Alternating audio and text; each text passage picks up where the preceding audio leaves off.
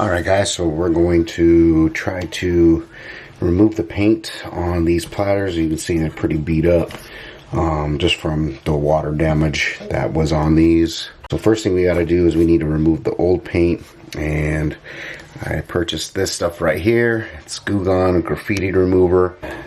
Afterwards, if I need to, I'll use these little 3M scrubber pads, and then I'm going to repaint it. And the closest thing I could find for the paint to match up was this Rust-Oleum metallic paint and primer all in one, and this is the titanium silver, so that looks as close to this paint color as possible. So it's been about 20 minutes of this stuff sitting on here, and you can actually see like it's starting to bubble up and flake.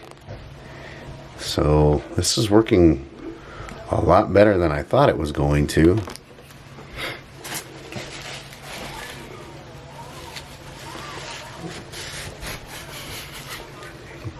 Look at that. That's crazy. And I'm sure I'm gonna have to do this a few times,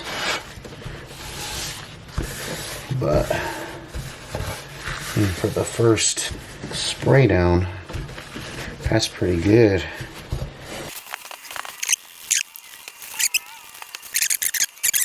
Alright guys, so it's been about 20 minutes, maybe a little longer, maybe closer to 30, but as you can see, I mean, this paint's pretty much lifting off relatively easy. I'll take the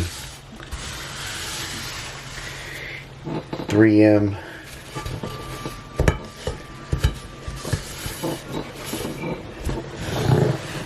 and start kind of trying to get into all these little small spots. I might spray it down one more time. And the nice thing about it is it's not very messy. It's nice that I'm able to just spray this on and then just kind of let it do its thing.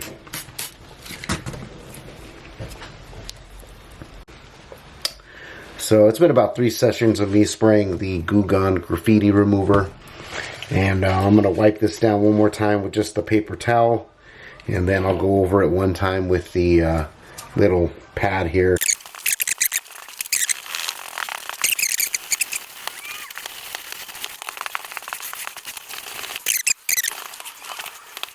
I'm going to take this over to the sink and I'm going to wipe it down, and then I'll take a real fine grit, like 200 grit, and I'm going to do a light sanding, wet sanding on this.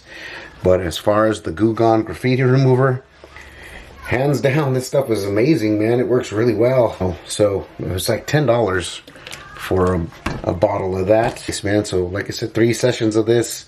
Took about an hour because I was just letting it sit on there. But I cannot complain. Okay, so there it is. There's still a little bit of, you know, discoloration on the spots, but they're nice and smooth now at least. So when I do repaint this, there's not going to be any indentions or high spots or anything like that. So that's a good thing. So yeah, now all there is left to do is paint it up.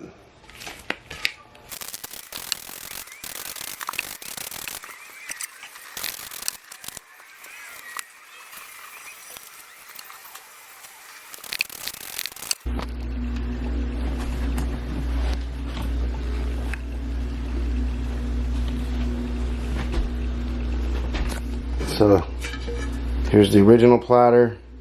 You can see with the original paint there, and then that's the Rust-Oleum paint. So not bad.